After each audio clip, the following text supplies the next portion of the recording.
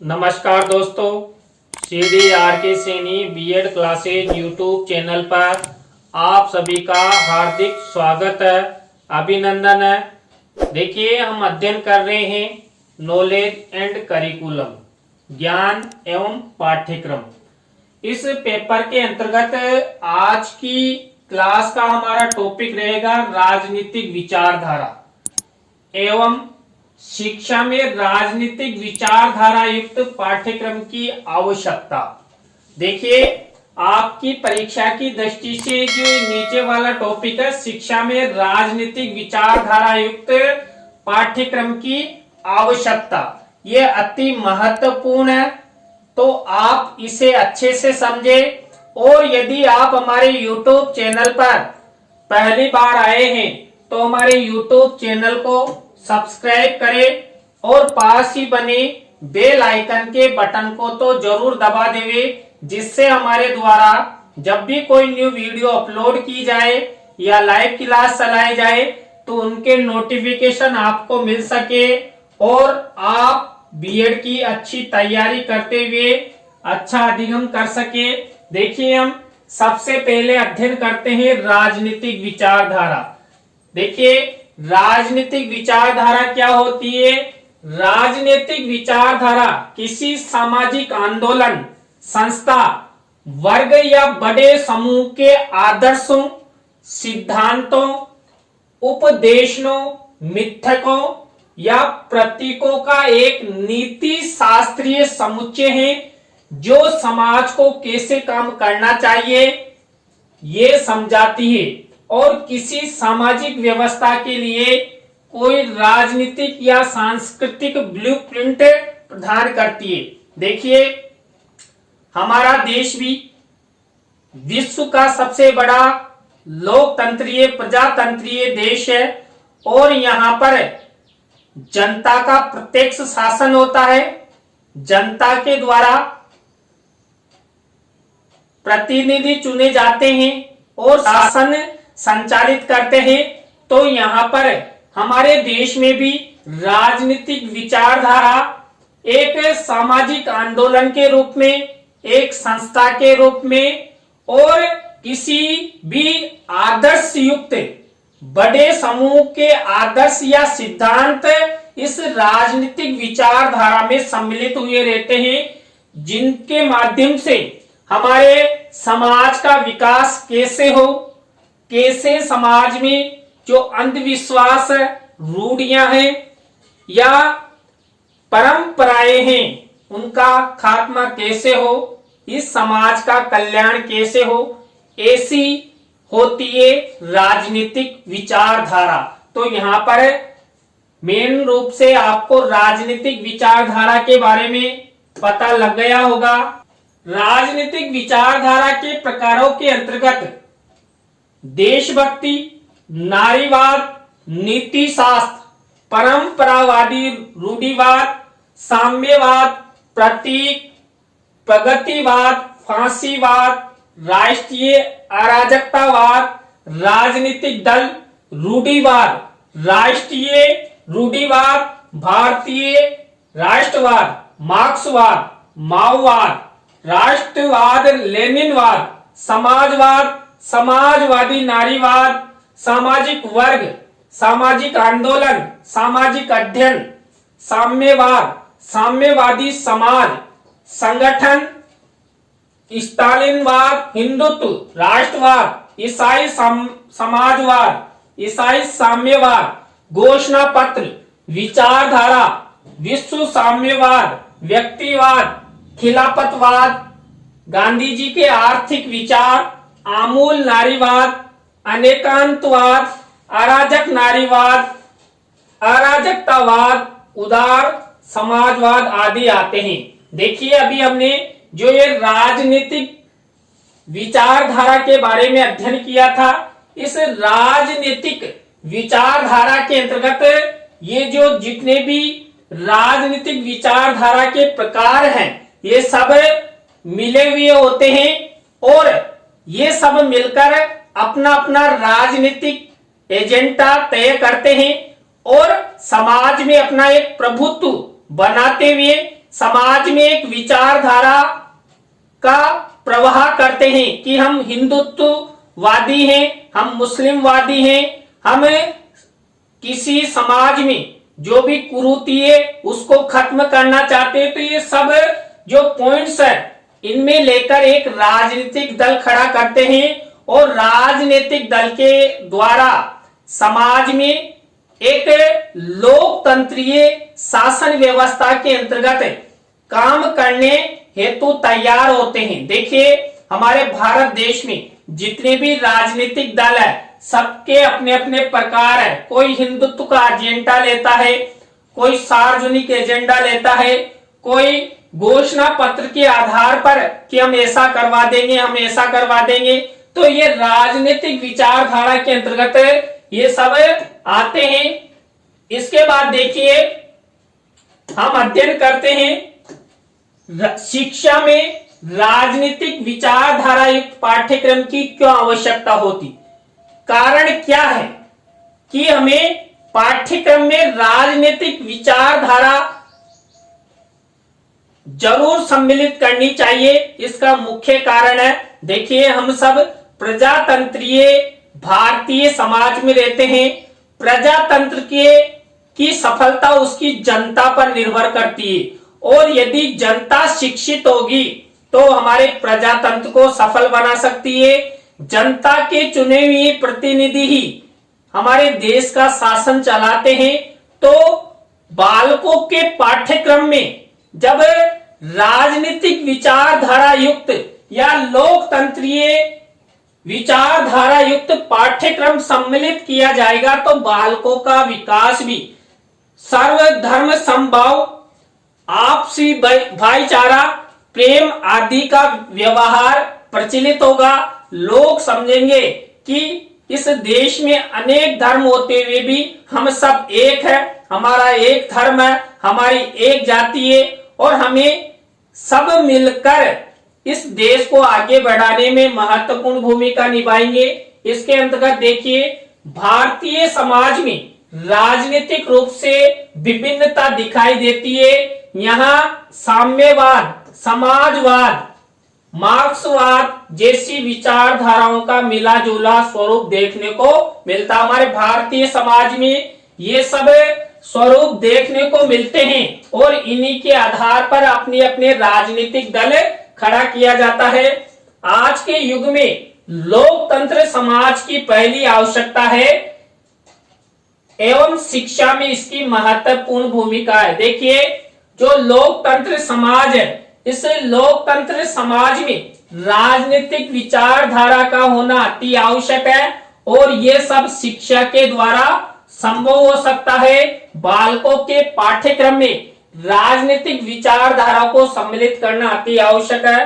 अतः शिक्षा के अंतर्गत राजनीतिक विचारधारा पर लोकतंत्र के अंतर्गत सभी लोगों को शिक्षा के समान अवसर दिए जाते हैं। देखिए लोकतंत्रात्मक शासन प्रणाली जहां पर प्रचलित होती है वहां पर किसी एक धर्म को, एक जाति को, एक वर्ग को विशेष स्थान नहीं दिया जाता। सभी धर्मों का समान आदर करते हुए सभी को समान शिक्षा प्रोवाइड करवाई जाती है और सभी के विकास के अवसर प्रदान किए जाते हैं। एक विद्यालय लोकतांत्रिक दृष्टिकोण को अपनाते हुए छात्रों को शिक्षण प्रदान करता है। देखिए आपने देखा होगा विद्यालयों में कभी भी भेदभाव नहीं होता है। विद्यालय द्वारा लोकतांत्रिक तरीके से सभी को समान मानते हुए शिक्षा प्रदान की जाती है और उनमें अहम भूमिका निभाता है एक शिक्षक। शिक्षक की निगाह में सब छात्र छात्रा चाहे वो किसी भी धर्म से हो, जाति से हो, वर्ग से हो, सब समान होते हैं और शिक्षक इसी विचारधारा को अपनाते हुए सभी को समान शिक्षा प्रोवाइड कराता है। सबको एक जैसा बिना किसी भाई भतीजेवाद के शिक्षा प्रदान करता है।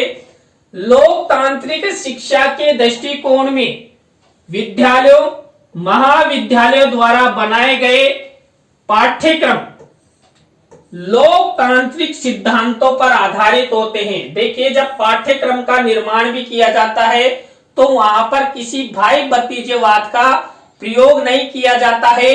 पाठ्यक्रम को एक लोकतंत्रीय प्रणाली के तहत ही बनाया जाता है। पाठ्यक्रम का निर्माण किया जाता है तो उसमें विषय विशेषज्ञ होते हैं, विषय व्याख्याता होते हैं, विद्यालय महाविद्यालय प्रशासन होता है, विश्वविद्यालय प्रशासन होता है, महिला होती है, पुरुष होते हैं, सब मिलकर लोकतंत्रीय ढंग से पाठ्यक्रम का निर्माण करते हैं। पाठ्य पुस्तकों में भी समय समय पर होने वाले बदलाव की जानकारी लोकतांत्रिक रूप से होती है। देखिए, अकेला कोई भी व्यक्ति किसी भी पाठ्य पुस्तक में कोई परिवर्तन नहीं कर सकता। सभी लोगों की सहमति से ही, चाहे वो विद्यालय प्रशासन हो या महाविद्यालय प्रशासन हो या विश्वविद्यालय प्रशासन हो या विषय विशेषज्ञ, सबकी सहमति से ही पाठ्य पुस्तकों में बदलाव होता है और वही बदलाव एक लोकतंत्रीय शासन व्यवस्था को दिखाता है। पाठ्यक्रम एवं पाठ्य पुस्तकों में किसी धर्म विशेष को स्थान न देकर लोकतांत्रिक प्रक्रिया युक्त राजनीतिक विचारधारा पर आधारित पाठ्यक्रम होना चाहिए। देखिए, धर्म विशेष को महत्व कभी भी नहीं देना चाहिए। ऐसा करना हमारे समाज को नीचा दिखाना है। शिक्षा में राजनीतिक विचारधारा युक्त पाठ्यक्रम की आवश्यकता के अंतर्गत पहला बिंदु है पाठ्यक्रम राजनीतिक विचारधाराओं युक्त विविधता पूर्ण होना चाहिए। पाठ्यक्रम में बालकों के सर्वांगीण विकास से संबंधित विषयों का समावेशन होना चाहिए। देखिए, जो पाठ्यक्रम होता है, ये पाठ्यक्रम छात्रों के सर्वांगीण विकास से संबंधित होना चाहिए और विविधता पूर्ण होना चाहिए, जिससे छात्रों को सभी प्रकार का ज्ञान मिल सके।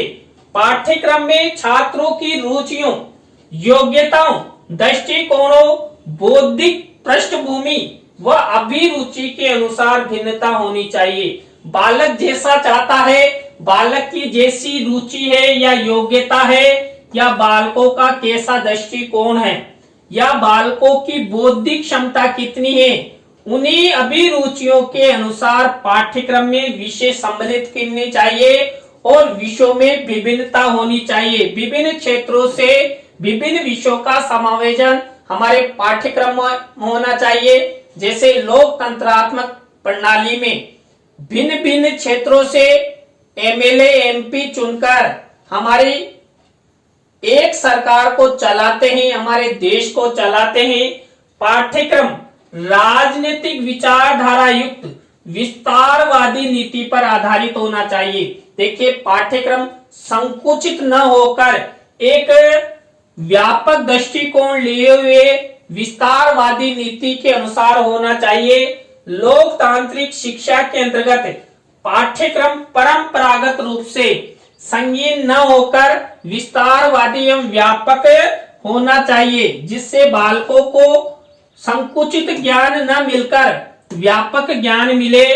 पाठ्यक्रम लोकतंत्रात्मक गतिविधियों की तरह ही कक्षा कक्ष तक ही सीमित न रहकर पाठ्य सहगामी क्रियाओं युक्त होना चाहिए। देखिए, हमेशा छात्रों को सैद्धांतिक ज्ञान ही नहीं, सैद्धांतिक ज्ञान के साथ साथ पाठ्य सहगामी यानी प्रायोगिक ज्ञान भी उन्हें प्रदान करना चाहिए, जिससे बालकों का सर्वांगीण विकास हो सके। जिस तरह राजनीतिक विचारधारा में भिन्न भिन्न मत होते हैं, राजनीतिक विचारधारा एक व्यापक दृष्टिकोण को अपनाती है, उसी तरह बालकों का पाठ्यक्रम होना चाहिए। राजनीतिक विचारधारा के आधार पर पाठ्यक्रम एकीकृत स्वरूप में भी होना चाहिए, जिसमें विभिन्न गतिविधियां, अनुभव एवं विषयों के एकीकृत होने चाहिए। अनेक विषय एक साथ होने चाहिए। एक साथ विषय होंगे तो बालकों को एक जैसे विषय पढ़ने में सुविधा होगी और बालक अपना सर्वांगीण विकास कर पाएंगे। पाठ्यक्रम लोकतंत्रात्मक प्रणाली के अनुसार छात्रों की विभिन्न गतिविधियों एवं योग्यताओं को उनके सामाजिक समायोजन करने वाला होना चाहिए। देखिए, जो पाठ्यक्रम होता है लोकतंत्रात्मक प्रणाली को अपनाते हुए जो छात्रों की विभिन्न गतिविधियां हैं या विभिन्न योग्यताएं हैं उनको सामाजिक समायोजन करना होना वाला चाहिए कि बालक उस पाठ्यक्रम का अध्ययन कर समाज में समायोजन कर सके और अपना विकास कर सके। नेक्स्ट है, पाठ्यक्रम लोगों की आवश्यकताओं एवं जीवन पर आधारित होना चाहिए। जिस तरह राजनीतिक विचारधारा लोगों की भलाई का कार्य करती है, वैसे ही पाठ्यक्रम लोगों की या जनता की या बालकों की आवश्यकताओं के अनुसार होना चाहिए, उनके जीवन पर आधारित होना चाहिए, जिससे बालक प्रत्यक्ष रूप से उसका ज्ञान ग्रहण कर सके। पाठ्यक्रम लचीला होना चाहिए जिससे समय एवं परिस्थितियों के अनुसार परिवर्तित किया जा सके। देखिए, राजनीतिक विचारधारा में भी बीच बीच में अपने विचार परिवर्तन कर लिए जाते हैं, नए नियम बना लिए जाते हैं। तो वैसे ही पाठ्यक्रम भी सरल होना चाहिए, सुबोध होना चाहिए और परिस्थिति के अनुसार परिवर्तित करने वाला होना चाहिए, जिससे इसमें समय की मांग के अनुसार परिवर्तन किया जा सके और बालकों के सर्वांगीण विकास से संबंधित तथ्यों, विषयों, पाठ्यांशों को पाठ्यक्रम में सम्मिलित किया जा सके। तो देखिए, आज की क्लास में हमने जो राजनीतिक विचारधारा और राजनीतिक विचारधारा के प्रमुख प्रकार, शिक्षा में राजनीतिक विचारधारा युक्त पाठ्यक्रम की आवश्यकता के बारे में अध्ययन किया। आपको वीडियो कैसा लगा कमेंट्स में हमें जरूर बताएं। नए टॉपिक के साथ हम आपसे फिर मिलेंगे CDRK Saini BEd classes YouTube channel पर। तो राम राम सा, बाय।